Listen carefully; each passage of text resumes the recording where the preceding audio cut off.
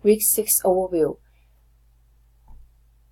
In our discussion this past week, you can see each logo has analytical reasons behind its design in terms of shape and color, and you were able to apply some of our reading on design principles and theory into our design of logos conversation.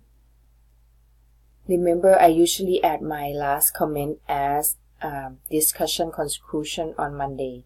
When you get a chance, go back in and check it out. Also, logo assignment is done. Please give me at least 2 weeks to post your grade in the system.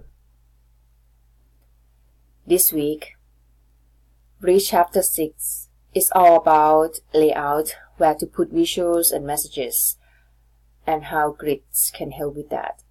Then check out the 2 videos. In the discussion, identify 2 rival organizations and compare their websites or a print ad. Keep in mind to focus your attention to grid structure, layout, and design elements. Last, logo critique assignment is due this week. You may submit anytime through the end of the week. You will use Google Form to submit 2 of your constructive feedback on peers' works.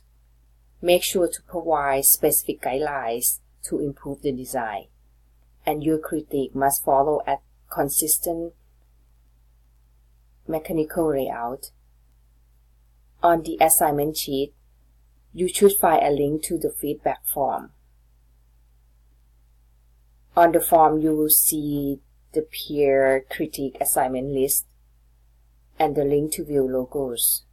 For those who checked the link prior to today, you may notice I adjusted the peer critique assignments list due to the number of submissions.